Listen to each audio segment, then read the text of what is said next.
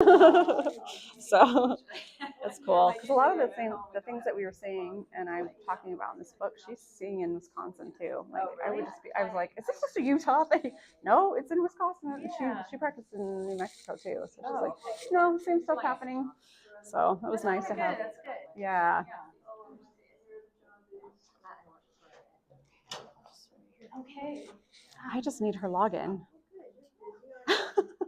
I got locked out. I'm like trying to make sure I'm not. It's green. I hope that means. Yeah. How are you? Yeah, how are you doing? Good.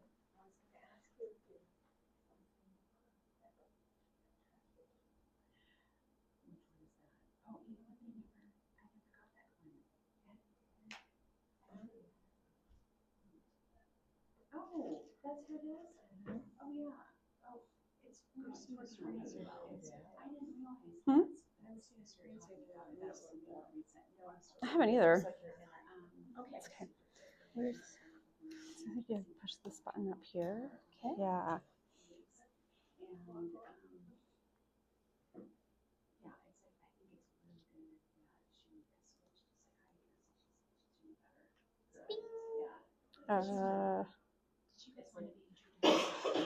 That would be nice. I was thinking about that. I mean, I have a slide on there about us, but it would be nice if somebody else did that piece. So I could do it. yeah, either way.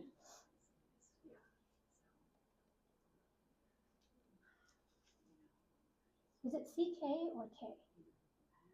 Morning? Yeah. CK. CK. Yeah.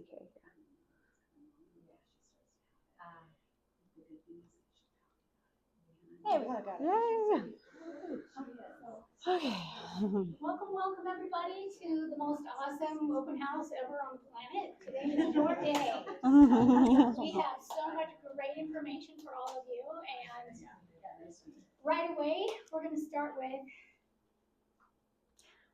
Yes, Stacy Lund and Stephanie Sisson. Stacy and Stephanie presenting on their book. The rest of the goodies are in the suite, but please take advantage of all this great information that she's going to be sharing today. There's at 2 o'clock and at 3 o'clock. So for your viewing and enjoyment, we're so glad everybody came. So Yes. take it away. All right. Yeah. Huh? Is it going to be groups? We're going to try. Yeah. Okay. 5 minutes. Come on in. And this is the sign up sheet. If you signed up for CEs or you change your mind and you want them, you can just add your name. So we'll make sure. Yeah. Anybody needs a pen? Yes, please. Okay. Get started. Okay. So here is our book. My wife told me to go to therapy, a guide for men on how to love the 21st century woman. So this again is a little bit about us. We're identical twin sisters. Both graduated from the University of Utah. We're both LCSWs, and we both focus a lot on trauma. So I am currently practicing here in Utah. Stephanie is practicing mostly in Wisconsin and Illinois. She lives here, so she does a lot of virtual therapy. Okay, so I'm going to read this disclaimer.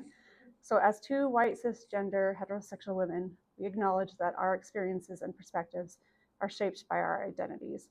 We understand that not all men or women face the same struggles, but research shows that the issues discussed in this book affect a large population of individuals who identify as functioning in a male or female gender role.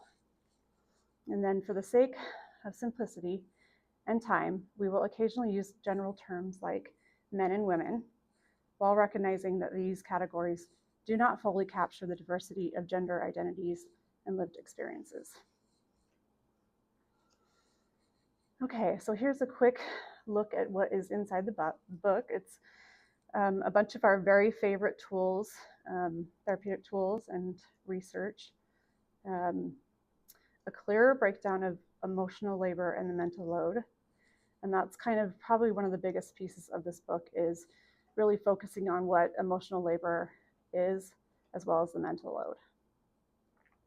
And then we kind of challenge and explore some of the myths and expectations around modern gender roles, as well as how our current patriarchy is hurting men and women and what we can do about it. So we use relevant research and real-world discussions.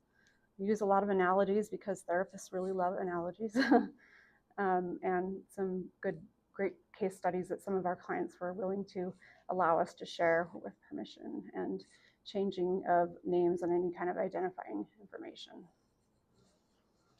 And then at the end of the book, we compiled a list of resources to help readers learn more or find mental health support when needed. Okay, so in my clinical work, a lot of who I currently see are women. And so this book, Burnout, was written by Emily and Amelia Nagoski. They're also twin sisters. And they talked a lot about female gender roles and kind of how to manage our stress, because a lot of us are feeling tired and burnt out. And then this book kind of led me into finding Gemma Hartley's work and Eve Rodsky's work, which we'll also talk about them, and why their work is so relevant. And okay, so, but it wasn't until I found this article in Psychology Today that I had the inspiration for the book and decided that I really wanted to write about this, because I felt like there was some information missing that still needs to be put out there in the clinical world. So in this article, they had several male clinicians who work mostly with men, and they interviewed them. And so the article said that men are taught early to repress their emotions, and they're encouraged to be stoic and competitive and tough, and they struggle with vulnerability and emotional expression, as well as conflict resolution. But ironically, these are the qualities that a lot of women are looking for in a partner. They want emotional vulnerability and emotional intelligence. So in the piece of the article that I just about fell out of my chair when I read was men are afraid of women. I thought it's really interesting from the female perspective of knowing like America is one of the top most dangerous countries for women to live in, but men are feeling afraid of us. So there's definitely a disconnect happening there. So men often fear upsetting their partners, which leads to emotional avoidance. And often many men feel ill-equipped to handle emotional conversations with their female partners. So again, yeah, we had this realization that both men and women are grappling with the weight of outdated gender roles. And the sources of conflict in relationships are not what we once believe them to be. And we really feel like a new conversation is needed, and this book is a part of that conversation. So according to the study by Bieber in 2023, 31% of marriages end due to conflict, and one of the top reasons for conflict was division of labor, unequal division of labor. So here's some visuals to kind of show you, again, the differences in what we're seeing, and what I hear on my couch a lot from my female clients or women who are, or anyone in that female gender role. So on average, men are doing about 2.5 hours of unpaid household work versus women who are doing 4.5 hours. Let's see, and then in a study where participants responded who is doing the laundry in the house, there was 14%, or they said the man of the house is doing the laundry, and 52% was women. So then again, a part of this research, we did a lot of looking at male gender roles as well, and wanting to know kind of what we're seeing with how men are struggling with, like I said, how is this affecting their ability to express emotions or be in healthy relationships, navigate the world in a healthy way. So yeah, you can see there's quite a big difference here. So 17%, almost 18% of men struggle with substance use disorder, and versus 13% of women. And the US prison population as of July 2024, 93% about was men, and with only 6.8% being women.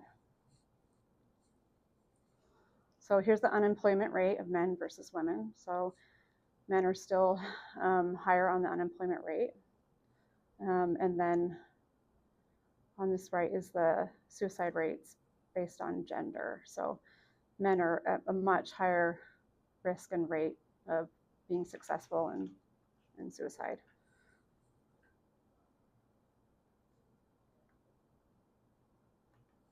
Okay, and here is one of my favorite quotes that I came across. A whole generation worked to empower women, but forgot to teach men how to live with empowered women. So I think, from my perspective, oftentimes men might think that they know their partner's burnt out, but they might misattribute it to, we're just not communicating correctly, or my partner is maybe just a perfectionist, or she's trying to keep up with the Joneses. So some of those narratives that now we know is, not to be the case oftentimes. And so that is a lot of the common narrative and focus by couples counselors as well is poor communication, which I get, can be helpful, but I think there's another piece that's also really important that we make sure that we address. Okay, if I can escape out of here. Yeah.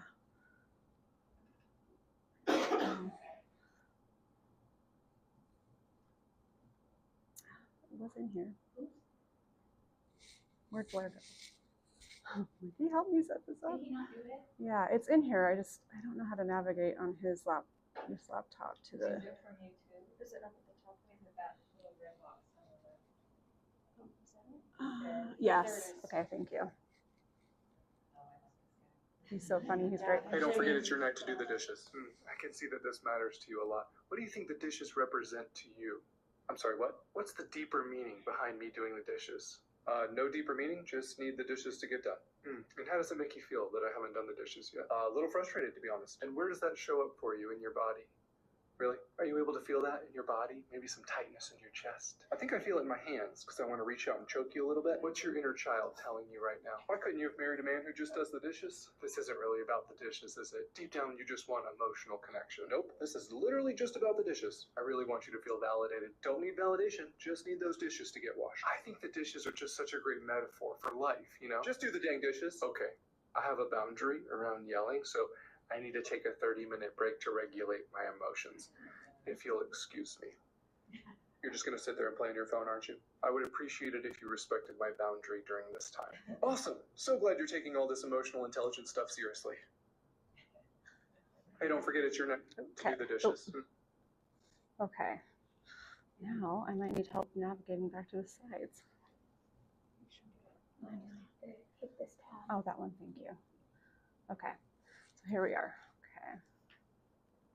Okay, so I put this image in there because I want us to start thinking about, when we tell a client, oh, there's some deeper meaning behind the toilet seat being left up, and visualize putting a toilet seat on the top of this pile, or a tube of toothpaste and a toothpaste cap on top of this pile.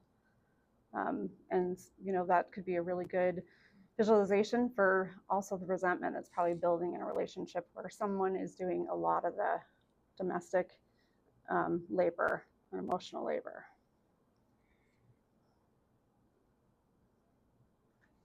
All right, and now Stephanie's going to talk a little bit about. So we obviously wanted to do some research on male perspective and do some learning about male psychology. These are some books that we read and took things from, but I'd say probably the most jarring one and important one was this A Voice in Men by Richard Reeves. which basically talks about how since the 1970s, men are like declining in our culture in a lot of categories as far as like joining the work force and graduating college, even like STEM careers. They're not graduating or going into those anymore. So it's just a decline in our society, in our culture. And he talks about how they're not really sure why some of this is happening. College campuses especially want to know why men are not showing up, because it's a draw for female students to come to colleges, and they haven't figured out why this is going on. So, you know, that's Stacy and I think we've kind of touched on some of what we think is going on with that, but it basically just learned a lot from the book, and we just want to say that with this, like, we still need to continue to empower women, and have them continue to like break through the glass ceiling and all of that, but it shouldn't come at the cost of the other sex. And we need to help men like get caught up in certain areas. And one of the things he talks about in the books is like in the book of Boys and Men is like men being willing to join different types of careers like teaching or nursing that are still needed, but aren't sought after by men because it's considered more of a female career. But they're also more likely to lose their careers to AI right now. So, he just talks about them being open to different things in order for them to catch up to how well women are doing, and we're progressing in society. So yeah, that was an interesting kind of read. And why this book now? I mean, basically, what we're learning is there are a lot of male clients or partners that still have these 20th century expectations of their wives and girlfriends, whatever it is. And a lot of women are living in the 21st century. And so there's a disconnect there with, what women want. And what we want right now, really more than anything, is partners and an equal share of the labor. So we're not wanting to switch roles and take more of the power or be in more control in the household. We just want partners. We want someone to carry their share of the mental load, the emotional load, and all those other things that we juggle every single day. And with that, with the roles changing, men are feeling more uncertain about their roles and their value in society. And we found a study that basically, a Harvard study that said if you're happy in your relationships, you're happier in your life overall.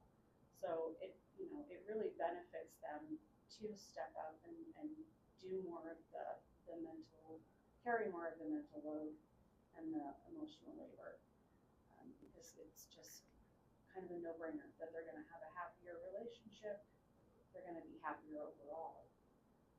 So do you want to talk about that study a little bit about the two men? Yeah, so that was like a longitudinal study Harvard did, and in the beginning of the study, they kind of took two different men's experiences. One man was, like captain of the football team, ended up graduating college and becoming a successful lawyer. The other one was kind of a nerd, didn't have very many friends. It's kind of odd. But when they lost funding for a while, so some time had passed, and then Harvard, some students found these case studies and things that they had compiled and reached back out to the participants to continue to get some more data. And they found that the man that was a lawyer had been married several times. He was a workaholic. He didn't have any like real connection to his children. Married several times, yeah. So, and then the man that was kind of awkward, he got more involved in like his congregation. And he became somebody in the community that people went to for help, and he was really active. And both, the man, the lawyer reported he was not a very happy person, and the other man reported he was a very happy person. So that's, one of the predictors of long-term happiness is having healthy relationships in your life and healthy connections. So our hypothesis about gender roles basically is that if this imbalance remains unaddressed, we're likely to see continue to see a rise in violence against women and increasing rates of suicide among men.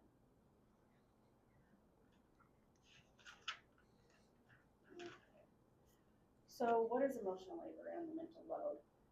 Gemma Hartley wrote an article for Harper's Bazaar in 2017, and again, this is what we think is at the root of causing a lot of like the pain and suffering in relationships right now. The mental emotional labor is the invisible work involved in managing the emotional well-being of a household. So that could even be something as simple as your child coming to you and telling you a story about someone was mean to me on the bus today. That's emotional labor. So it includes tasks such as anticipating needs, so remembering birthdays or doctor's appointments, planning and organizing family schedule, monitoring and smoothing out interpersonal tensions, providing ongoing emotional support and reassurance. And Hartley emphasizes that this labor is often unrecognized and undervalued, even though it's essential to keeping relationships and families running smoothly. And that is proportionately falls onto women typically. And this is the image she used for the magazine.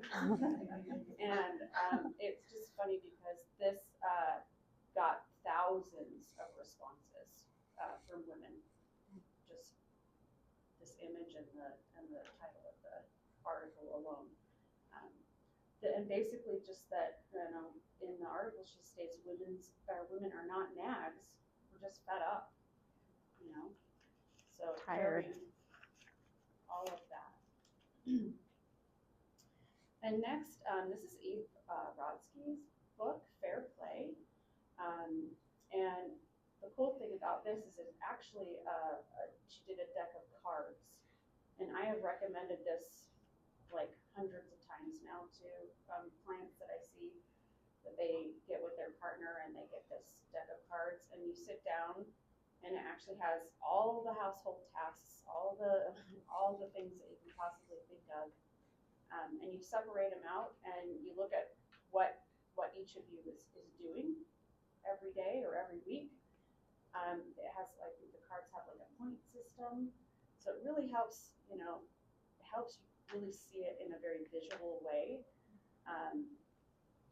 and I think that's really good for. And I've had a lot of clients give the feedback that it was really helpful to do this with their partner. So then in the division of labor, they were able to readjust and make it feel more fair. And we talk about in the book, in our book, that there's a study about the division of labor and the perception of fairness among couples. And I mean, it's not shocking, but basically, if somebody feels like their relationship is unfair, they're going to be miserable. And what we also see is just a building of resentment. And then that, I tell clients, like, okay, I can see that the resentment is building, and if we don't address this could ruin your relationship, so we talk about how to advocate for themselves and getting their partners to help with more of the emotional labor, the mental load, and all of that. So Yeah, the deck of cards also has, I think there's 10 of them. It's like the daily grind. So, because men tend to do activities that maybe take once a week, like they mow the lawn or change the oil in the car. But the daily grind tasks are like laundry and washing dishes. And so the task is also to split those in half so that you each have 5. So yeah, this is a really great concept, and now there are actually like fair play coaches out there, I've heard. So this is gaining traction, which is really great. exciting, yeah. Yeah. So the next one. So our hypothesis, we believe that when men take on more emotional labor and the mental load at home, their overall well-being improves. And why that matters for men? It fosters deeper emotional connection and empathy, supports healthier, more equitable relationships, enhances emotional intelligence and self-awareness, and it breaks harmful masculine norms that discourage vulnerability. And this quote by Bell Hooks, most men still believe that emotional work is female labor. So, and that's from her book, The Will to Change. And you know, we need this to change because emotional work is not only female labor. And it can absolutely be done by men, and we talk about that in the book. Mm-hmm. And this is just our website, how to find us, how to purchase the book. Yeah. There is a chapter in the book on sex, and so you have to search for it on Amazon under the books tab because it's 18 and older. So if you're going on Amazon and you can't find it, make sure you search for it under books. The books tab. Yeah. Does anyone have any questions we can answer? We don't. We were hoping to get some, but we don't. So, like I said, they're on Amazon, and you can get it probably in 2 days or so. It's They're coming pretty quickly. yeah, and I think they're $17.99. You can also get it on Kindle for like $14.99. I think is what that is. But yeah, not yet. That's kind of one of our next hopes and hurdles. So We'd love to do. yeah. Record it, So yeah. the publishing world has changed so much over even just like the last 5-10 years. And so pretty much you have to write your book, unless you're an established author, and then you have to sell 1,000 copies of your book before a big publisher will grab your stuff. So yes, so you have to do, nowadays it's like you have to do all the work up front. So tell everyone, hopefully if we get 1,000 copies sold, then we can do an audiobook. So yeah. Any other questions or thoughts? I was thinking like matched. I just graduated Mhm. my CMHE program, and Oh, one of our cool. classes we had like a whole chapter in like differences between like the sexes as far as like this exact thing. Like this was pretty much the whole curriculum. So I'm like, I don't know, maybe I reach out to my professors and see if they we had like a whole book list that we would pick from to write our whole report on it. Mine was like I don't know if you've heard of Rage. Yes, All the Rage. Yeah. Yeah, I read that one, but that Yep. see if they want to add this book to that list. Yeah. Tell us their names. We'll Yeah, we'll reach reach. out to them. Yeah. We would love that. I had an experience recently that really was very disturbing to me. I might have overreacted, but I'm not sure. But I was in a kind of a class, and I was sharing how I'd been to Costco for the first time, and how there were some Mormon women that were part of the polygamous group, and that they very much like the Netflix series. Oh yeah. So they were dressed like that, and I mentioned that in this group, and that then one of the men in the group said, "Yeah, all the mother-in-laws they have to put up with, those guys have to put up with," and yeah, right. So I gave him the cold shoulder for about a week or more, and then he mentioned something to someone, she doesn't like me, and I said, you need to apologize to me, because when I confronted him the first time, he said, "Oh, are you a mother-in-law?" I said, "No, I'm just a woman that's really sick and tired of all of these misogynistic comments." Yeah. And he said, "Oh, you need to settle down, clergyman." So he gaslit me twice. And then I mentioned, you owe me an apology. And he said, I'm sorry, I apologize. And I said, do you know what you're apologizing for? And he said, no. And I said, do you know what gaslighting is? And he said, no. And I said, look it up. But I mean, part of the issue seems to be a need to really educate the subtleties that are really not subtle to us, but seem to be subtle and kind of funny or whatever. All the mother-in-laws they have to contend with. So anyway, I just wanted to bring that up in terms of, how do we, and I think for me, I need to find a way to approach it without being defensive, because that just closes everything down. But it's really hard not to get offensive when you're constantly aware of that dynamic. What was the setting that occurred in? You said class? I was thinking, it was a particular kind of gathering, weekly gathering with this person, that this person was part of, Was he a clinician? No. Yeah. That would be fun. Yeah, I know. You were saying, what did you say? Go back, buddy. Go back to school. Also, just like the cultural context of Utah. Mm-hmm. I saw clients, so when I was a clinician in Provo, I saw clients as young as like 20 that were dealing with that level of burnout. Like, I saw a female client who was that fed up with her husband after being married for like 6 months. Yeah. Because he just refused to do any sort of emotional labor. And where I was in Wisconsin, there was a lot of farming community, and like also these men that will leave for a week at a time and go hunting, and their wives it's just expected of them to take care of everything and anything while they're out doing that. So yeah, it's there too. It's everywhere. It's everywhere. It looks a little different at times, but I think it's a deep-seated belief system within these men, and it needs to be challenged, or it's not going to change. Mm-hmm. And I think women, a lot of the things that we do, like emotional labor and things, is a way that we connect. It's like how we connect to our community. So, if I have my daughter write a really cute thank you card to her aunt for her birthday gift, that's like a connection, and so men haven't been socialized to value those connections, and that they're losing out on important connections that they need, because that's what we need as human beings. We need healthy connection. Right. So, and community. Community is so huge. Yeah. I wanted to share one other thing. I was giving a dream workshop recently, and a woman was sharing with me this recurrent dream that she's had all her life. And she said in the dream she keeps losing her purse. Oh. And so I said, well, that's interesting. I said, what's inside your purse? Your identity, your money, your car keys for independence, your own autonomy. I said, and she said, well, am I supposed to divorce my husband? What do I do now? And I said, no, let the dream know you're beginning to understand the meaning and maybe see what comes to ask, what do I need to know next?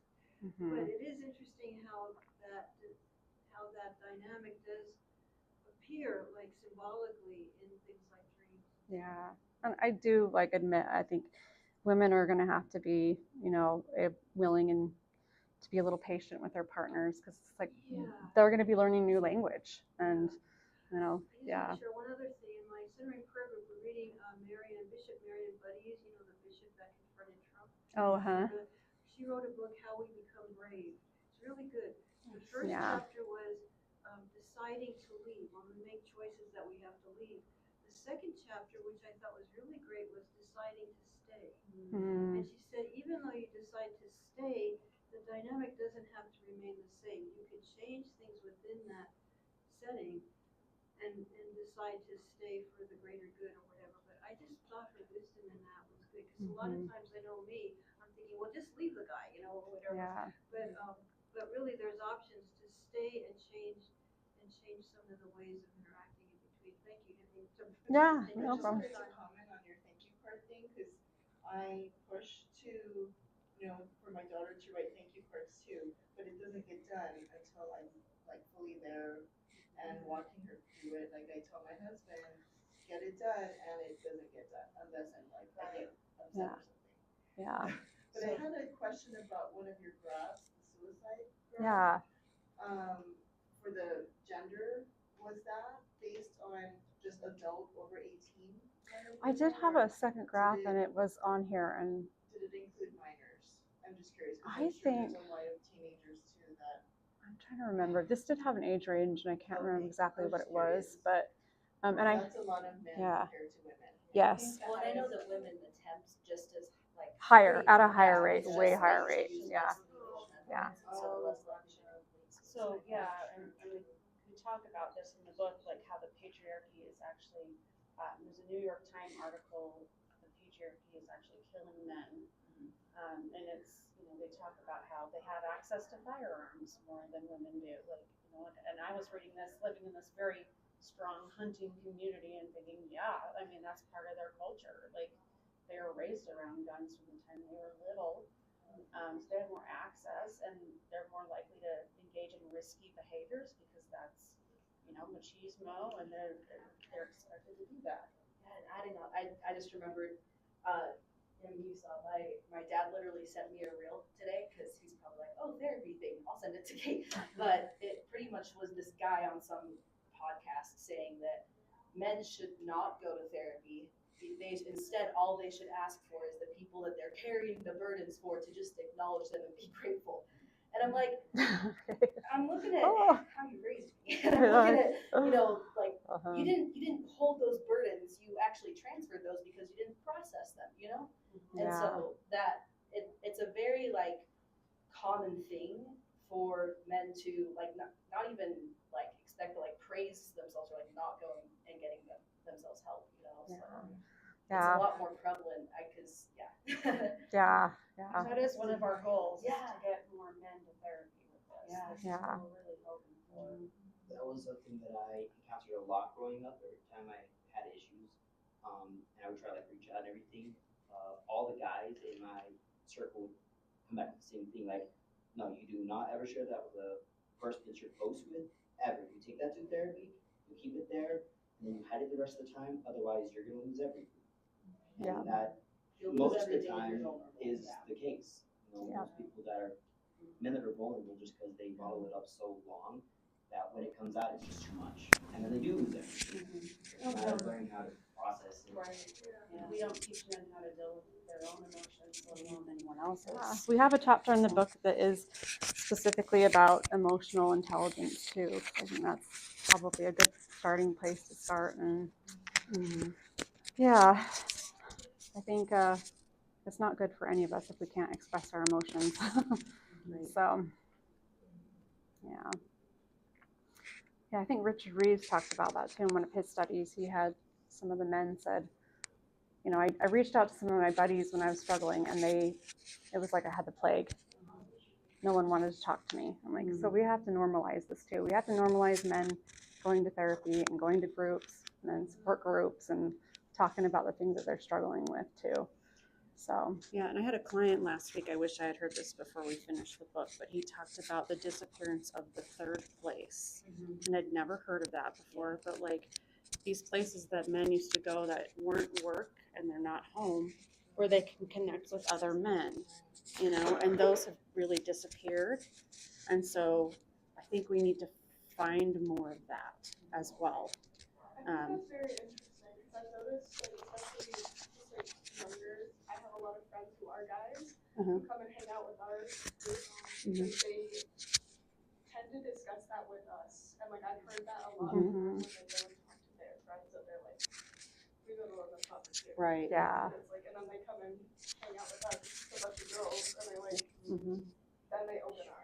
I don't know what the difference is, but it's just I think it's Dr. John Gottman says in his book that a lot of men don't learn emotional intelligence until they get into a relationship with a woman. So, which is really interesting. And the concept of men making a good wage and having 2 kids and a house, and I just need to mow the lawn, and then these men still feel really empty or numb. And why am I not happy? Because they're not connecting with other people. No, I'm thinking too, the military just promotes that kind of disconnect. Oh, yes. Mm-hmm. If there's any way to, Yeah. I don't know, include the military into some of this awareness, I think that would really go a long way. Yeah. Mm-hmm. Yep. Well, and I've had so many, when I do get men, they've requested female therapists. And that's kind of been like a light bulb for me of like, they don't feel like they can talk to other men about their emotions, but they feel safer with women because that's been modeled for most of us since we were little, that we are the caregivers. So yeah, it's just an interesting thing how it plays into like friend groups too. Like they don't go to their buddies either. Yeah. I think ideally it would start like elementary school. Oh, yeah. Mhm. Before the hormones hit. Yes. Because I mean, there are actually hormone differences in the brain. Oh, yeah. Mm-hmm. How men and women think and Yeah. connect and so on. So Yeah. Did you guys do any research on what is this like the kids that are in schools now, the exposure that they're getting to like emotion, intelligence, coaching, training with groups and things that are going on and the calm down corners and the Yeah. coaches and all kinds of it's Yeah. like there's more framework for kids than when I was a kid. Yes, absolutely. And Yeah. so Even parenting is changed a lot. exactly. Yeah. Mm-hmm. And I think that parents of young children right now are really more aware and are giving their kids skills earlier in this area. But I'm just curious if you guys looked into that. Not necessarily as far as that, the younger generations yet. I mean, I'm hoping. I joke with I have twin boys that are 11, and I'm like, you're not dating until you can prove to me you can clean up after yourself. You can do your own laundry, so I'm hoping, but no, there is some of that. Sounds like a different book. Yes, exactly. So, yeah, boys are being, I think, if I was going by my kiddos and their experiences, they are being talked more about their emotions. So it's good. But I think it was the millennial generation of women that were like really shocked because when they got married and had kids, they were under the assumption that it was going to be 50-50. And when they had kids, it was not 50-50. It was a huge difference. And so even the expectation of marriage being 50-50 is skewed because it never is this like perfect division of a load because I don't think it's possible to perfectly divide it, but also in my marriage there is this give and take of I got 25% today and you have more capacity, and so it isn't this like hard and fast right. 50-50. We want it to be as close to that as possible though, because what we've been seeing culturally is it's still 20-80.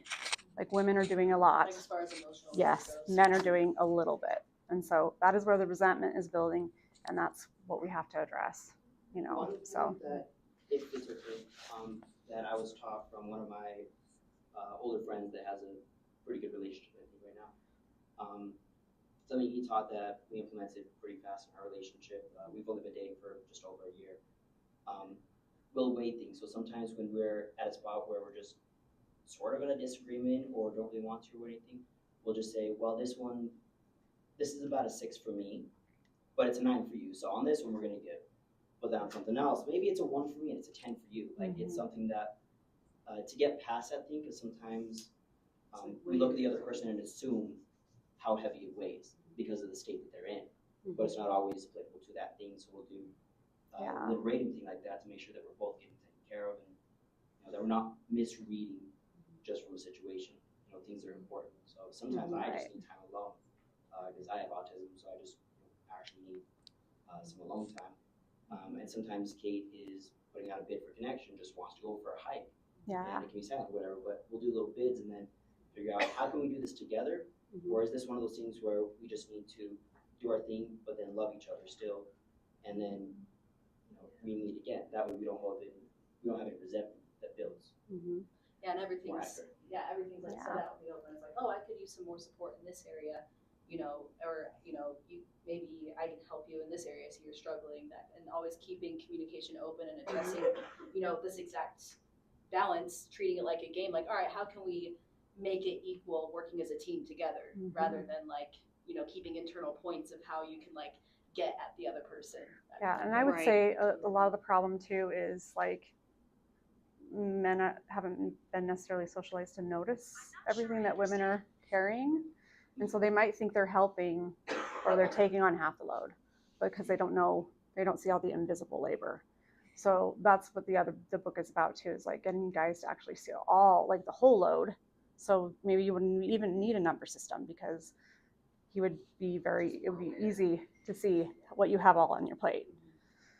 So, and even delegating tasks to your partner is more work, more of a mental load. And so, yeah, I think it's why I love Eve Brodsky's stuff, because it's like it takes some of that off our plates as women of being like, okay, our kid's birthday party is coming up.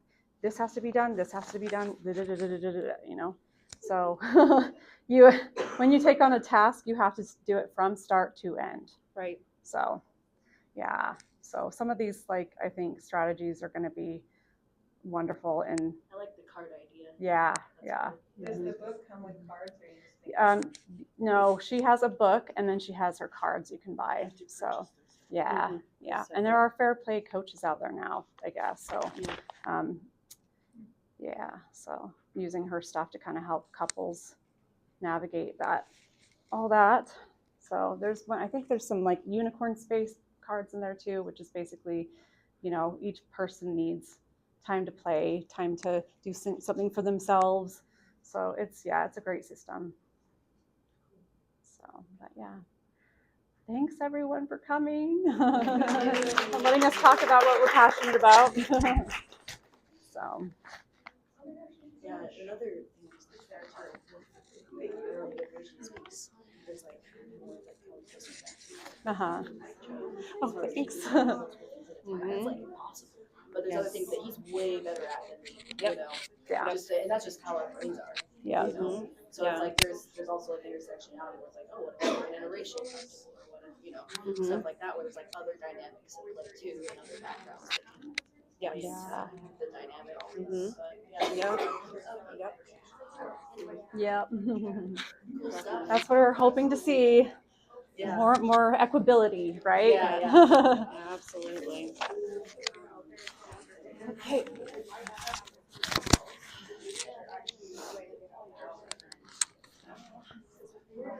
Turn on the published the book. So I think Like it's like said, it's At least we can do that now, right? yeah, exactly. So